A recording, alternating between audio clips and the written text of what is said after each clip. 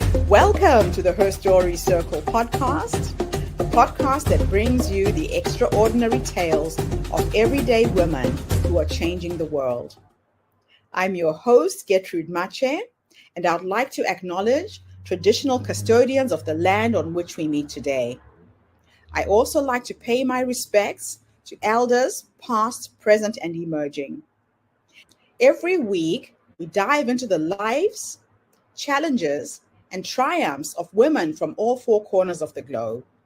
We're here to inspire, enlighten, and connect, sharing stories that uplift and empower. So grab a cup of coffee, settle in, and join us as we explore the incredible journeys of women shaping our future. This is Her Story, where every woman's voice matters. Hello, everybody, and welcome back to the Her Story Circle. This is Gertrude Mache here in beautiful Melbourne, Australia. And today I am graced with the presence of yet another fascinating woman. Welcome, welcome, welcome to our tribe. Please tell everybody your full name, where you're based, and share your story with us today.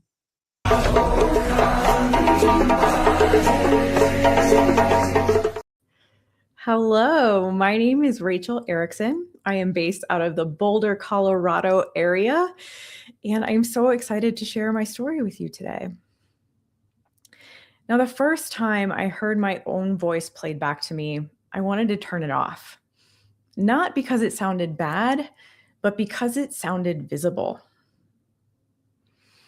I want to take you back to a Tuesday afternoon in May of 2022.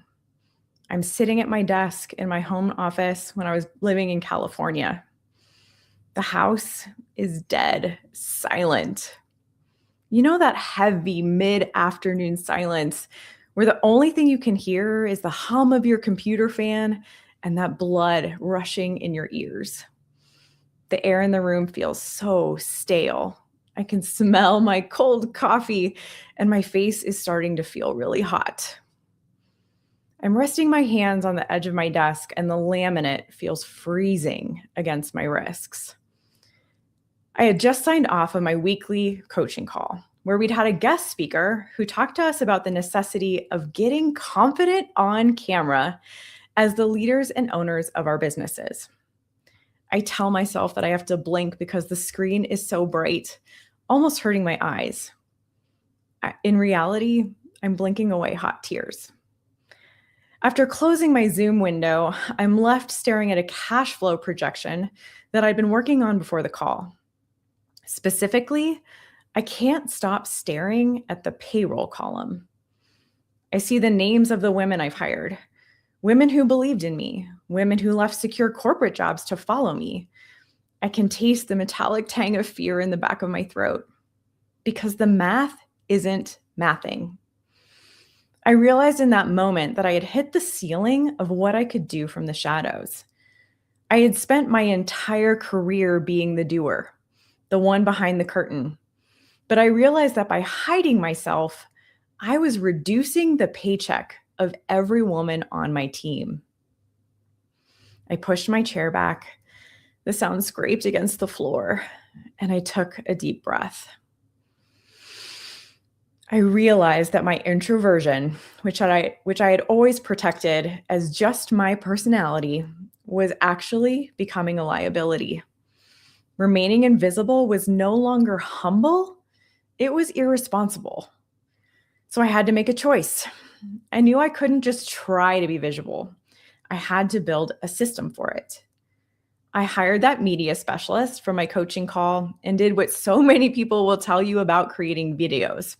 I just started. And at first it was excruciating. Now, if you're an introvert, you know that media training is essentially a horror movie. They put a camera in your face, they make you talk, and then the worst part, they make you watch it back. I hated it. I hated seeing my face. I hated hearing my voice. I picked apart everything. Why does my mouth move like that? Do I really sound that uncertain? My instinct was to perform. I thought that to be visible, I had to become someone else. I thought I had to be loud, aggressive, charismatic, and on top of all that, as a woman, I thought I had to look flawlessly beautiful. I would spend hours prepping to create a 30-second reel.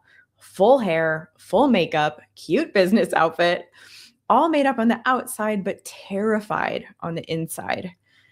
I remember sitting in front of the camera, clutching my script so hard, the paper was crinkling. But the camera doesn't lie. When you perform, you disconnect. Those first videos are fun to look back at today because I can see how hard I was trying to be something that I just wasn't. Until one day, something shifted. I kept practicing with my media coach, and I stopped trying to be perfect.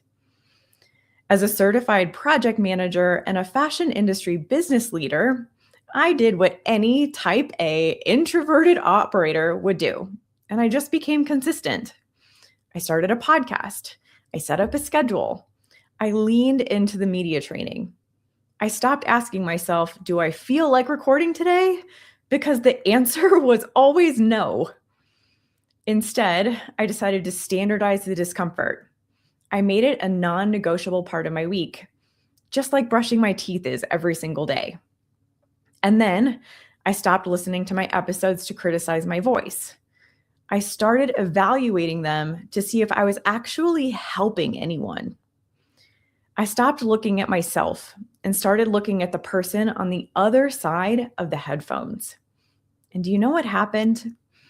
The terror didn't just become manageable, it started to disappear.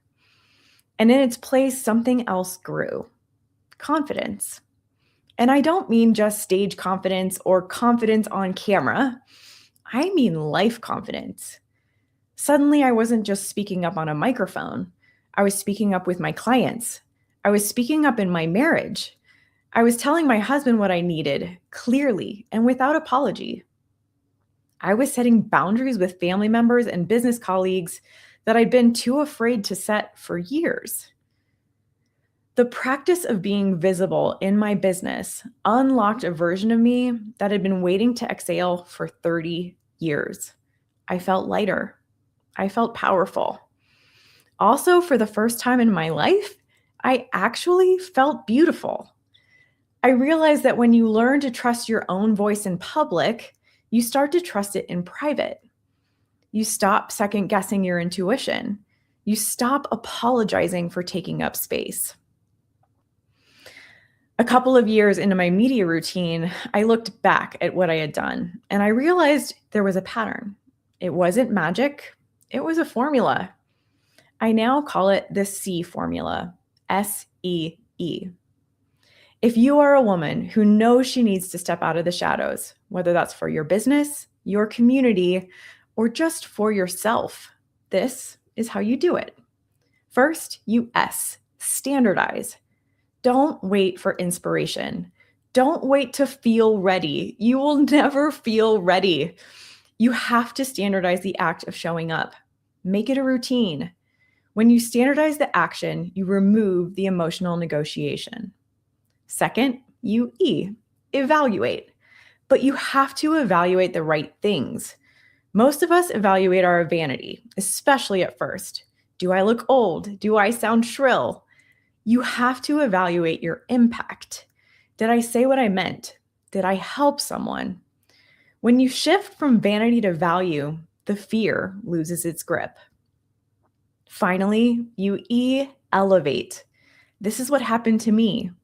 When you standardize the work and evaluate the impact, you elevate your entire life. You align your outer voice with your inner truth. My wish for you is not just that you grow your business through visibility. My wish for you is that you experience the freedom that comes when you stop hiding. Because we often tell women, be visible so you can be successful. But I want to tell you, be visible so you can be whole. If you are sitting at a desk right now, staring at a spreadsheet, wondering if you have what it takes, your voice is not just for you. Your voice and your visibility is provision. Your visibility is protection. Your visibility is responsibility. The world is waiting to hear you. So please turn on the microphone, look straight into the camera lens, and just start. Thank you. Wow, Rachel. I tell you, what you're really sharing with us today is the art of being perfectly imperfect. Mm. You are so right. There are times when I look at my very first videos and I cringe. I think, what was I thinking? What was I doing? But you just have to do it and do it consistently. Yes. That And it is will get just better. so. What did invisibility protect you from? And what did it quietly cost you, do you think, over the years? Yeah, I think stepping out in front of the crowd and having my voice heard or having my face seen was always protecting me from, that anxiety of public speaking, which I think so many of us have. It was protecting me from having to share some icky stories. We all have stories from our history that we're not sure if we really want to share. It was costing us money as a company. And at the end of the day, profits and money coming in is what makes the machine work. And Yes. so without me sharing my story, without me being willing to put my face out there, we were losing market share to our competitors. And I just realized the best way for me to overcome that and to let our business grow and to let us shine was to break out of that mold. Hmm. Now, many women describe themselves as introverted or not the loud one. How do you redefine what leadership looks like for you? That's a great question. I don't think you have to be. I think actually introversion is a great trait as a leader. I Mm. think introversion um, leads us down paths where we listen very well and we are very empathetic leaders. And I think instead of being so outward and extroverted, now I'm not saying extroverts are bad leaders, but I do think there's a softer side to having an introvert as a leader and someone Mhm. who is also willing to show up and step out of that box that they've kind of put themselves in or step out of their comfort zone. Um, I really hope that I'm leading by example with my team by showing them that you really can do bigger and better things. I like that. Now, how do you distinguish between performing confidence and building real self-worth? It does start as performing. I will say Yes. that. You kind of have to, people talk about like Beyonce and how she has her Sasha Fierce side and she has to put on that performance hat, right? And I think there was a time where I really kept convincing myself, I need to have another personality. I need to have a different side to myself to put out in the world. And after a while, I just realized it's just not me. It's not authentic. It's not what my audience or my community wants to hear. They want to hear my actual story and what I truly, really think. And I think over time, it becomes easier and easier. And and then you level up, right? Now I'm not just thinking about being on my podcast or talking to my own phone. I'm thinking about speaking on stages and getting myself out there even more. So it all grows over time and it starts to kind of stack up. Now, you talk about standardizing discomfort. I Yeah. love that. What does that look like in real life and not theory? They say, get comfortable being uncomfortable. that's that's kind of that same idea. To me, so I'm a project manager. I love calendars. I've always loved calendars. To me, it's about time blocking.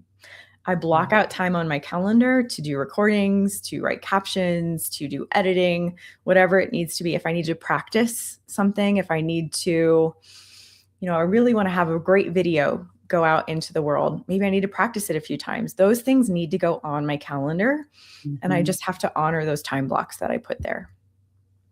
Yeah, time management is everything. Yes. And once you just know that this is something that needs to be done, it's there, you get up and you do it. Yep. You don't even second guess yourself.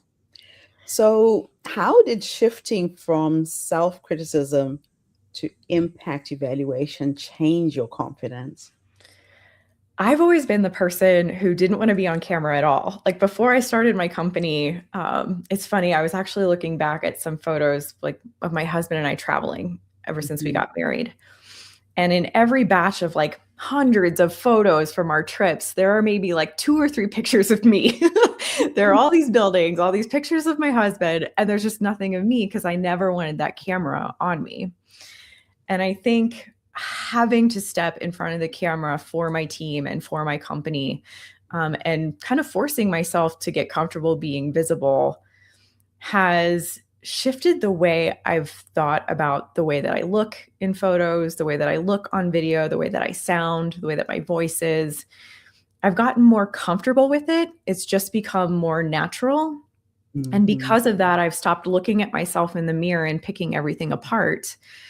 Now I look in the mirror and it's just me. And I love that. I think that's changed so much about my life. One thing that I love that you shared is that you found this public voice, but it also transformed your private relationships. In what ways did that happen? I really believe that putting your message out into the world, sharing your real opinions, sharing your knowledge, letting people learn from you, you'd be Mm, surprised what you know that other people would love to learn from you. yes. I believe that it helps you find your voice in so many different ways. The way that I communicate on camera to my community and to my audience now allows me to distill that into like my marriage, for example. I'm Yeah. talking to my community about how they can grow their businesses better. But that political correctness or that kindness that I want to share, kindness with honesty is one of our big values here at the Business of Apparel. Also, then translates to the way that I communicate with my husband. There's less fighting, there's a lot Mm, more kindness and honesty in our relationship too. And it's just because I get to practice it so often now, it's become a lot more natural. yeah. So, how has visibility reshaped your sense of beauty, worth, and self perception? I I grew up in that kind of Midwest, watch your weight, be on a diet. There's always something to fix, always something to make more beautiful. I grew up in that era. And there was always something about looking in the mirror that I think always bugged me. I could always find something. Right. And now I think seeing yourself on camera so often and realizing that, number one, very few people are actually looking at you that way. You are your biggest critic. That's Most people are looking at you and thinking, oh, she's so cute, or oh, I love her outfit, or this is a great message. I'm really glad that she put herself out here and said it to me today. right. And when you start realizing that, I don't know, all of that fell away so fast for me. Like I just Mhm. stopped looking in the mirror and picking things apart. I look in the mirror and I see who I am. I know who I am, and I stopped wanting to change things. Mm, I love that. Now, how do you support women who fear being visible and that they think that being visible will make them too much? Hmm. We have in our community a few people who have actually voiced this to me recently, where they're afraid that putting themselves out there is going to damage their brand, or they're not going to be, the right kind of face out in the world for their company. And, I really believe that you are what's rare about your company. You are what's unique Mm, about your apparel brand or any brand that you're building.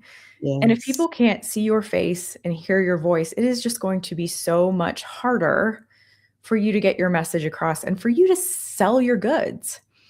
And so we have a very special place in our membership where we allow people to come in and practice. And that's what I Right. tell them all day long. If you don't want to post it, you don't have to post it, but practice for me.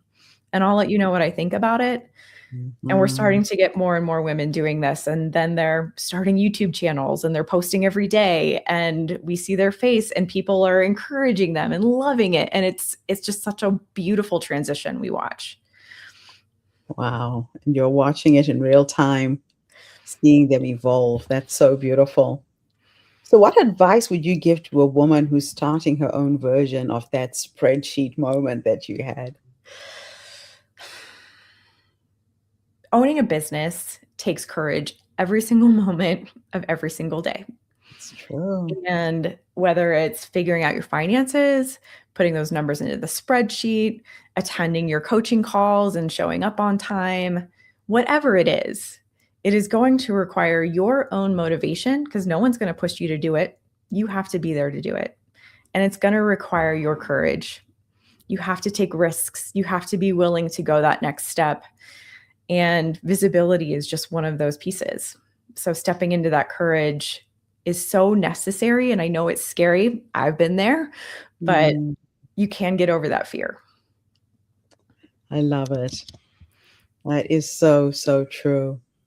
Now, how does your story connect to the bigger collective of community, family, or legacy?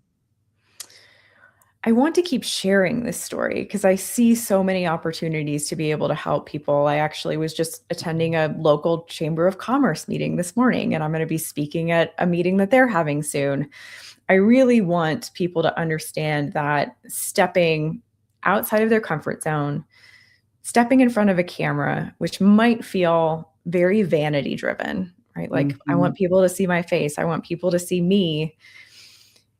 It's really the best way forward. And so I believe this is going to become the core of how we can help wider communities. We've been very focused on the fashion industry because that's what I know. And I think there's so much opportunity to reach women of all types if we continue sharing this message. Yeah. Now, when you look back now, how did silence shape your life? And how did speaking up reshape it? I loved to sit in silence and read books. I am a book reader. I have been since I was a little kid. I would be like inside the house reading books, devouring books, being quiet over in the corner while everybody else was outside playing. And it gave me a lot of knowledge.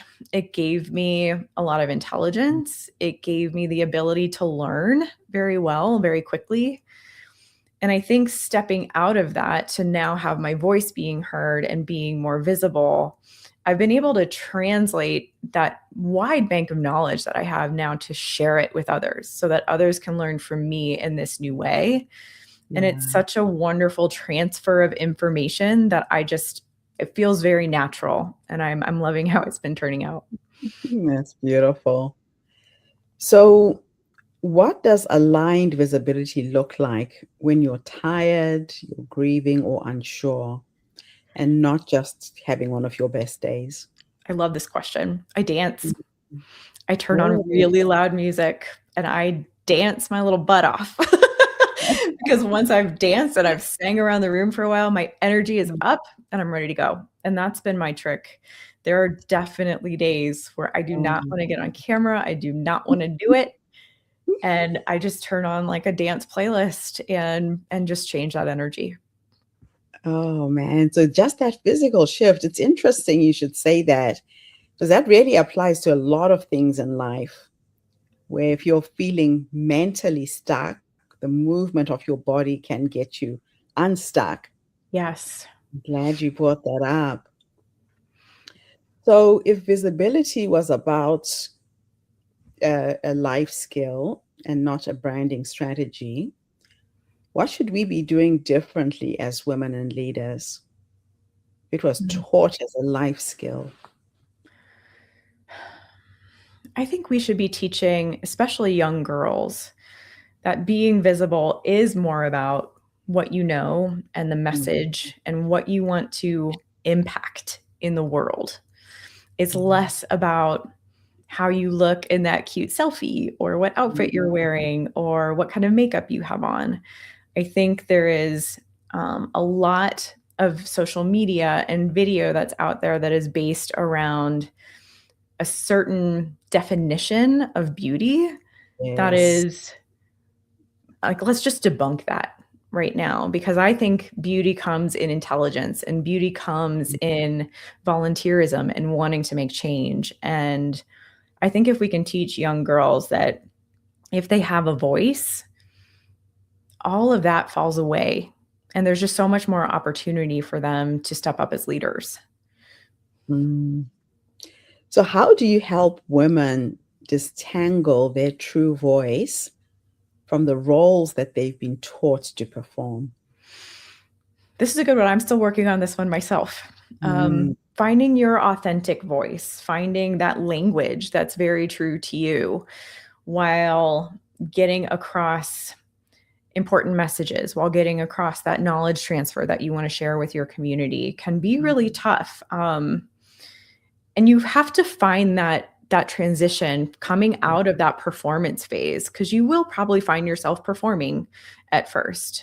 Yeah. But once you come out of it and you start to feel like you're really talking to that one person, I think that's always something we tell our audience, think about your one person that you want to connect with today. And if you can talk to them in every single video, every single message, you get to know them, you feel more comfortable with them. And all of a sudden, you become a lot more yourself. You become a lot more authentic. I love that. Now, my last two questions for you are a bit of a thought experiment. In the first one, I'm going to teleport you back to the younger you, this young woman who was an introvert, unsure, wanting to just fade into the background. If you could go back and give her 3 nuggets of wisdom, based on what life has taught you up until this point, what would those 3 nuggets of wisdom be? I would first start telling her to stop picking herself apart in the mirror. Let's just stop that right away, immediately. Number 1. Number 2, I would encourage her to go find a way to be less introverted, get out into the world, find a way to speak. If you're, this younger version of me always avoided doing like company presentations or being at the head of a corporate table, giving the speech. And I would encourage her to do more of that. And I think number 3, I would just tell her to be patient. It will come and it will happen. And that patience will pay off over time. Good things happen over time. That is so true. So true. Last question. I'll teleport you into the future this time.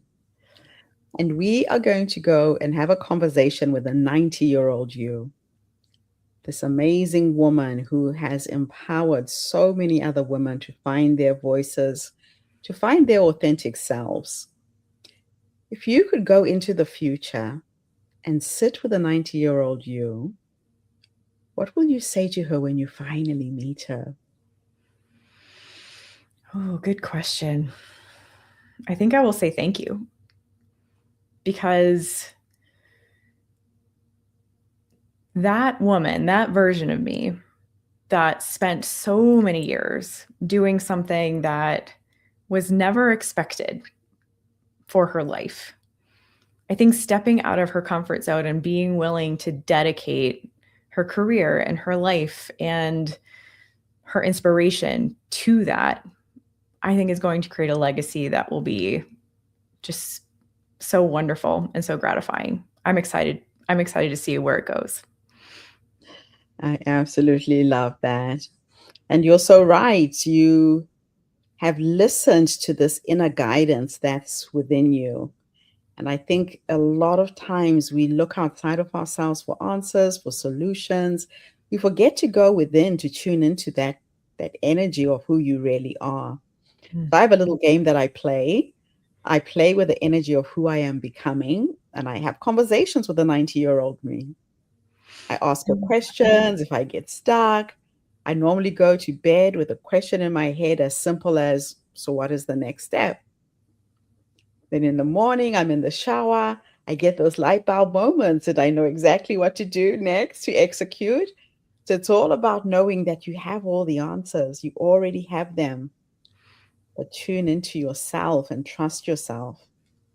I love So thank that. you for helping so many women do the same. Now, is there anything else I should have asked you and I didn't? This was an amazing conversation. I can't think of another thing. I probably can't. I should probably be able to, but this was just so wonderful and so well-rounded. And I just really am so grateful to you for letting me share this story. It's an absolute pleasure, Rachel. And I'm really excited that you're going to be one of our speakers for International Women's Day Online Summit. So don't go away so I can give you information about that. Great. But I really want to thank our audience for showing up today. Her Story Circle is not just a podcast. We're a social impact movement that brings you the stories and voices of women from all over the world. We share our stories to uplift you, to inspire you, to energize you, but most importantly, to help take you from where you are now to where you're trying to go.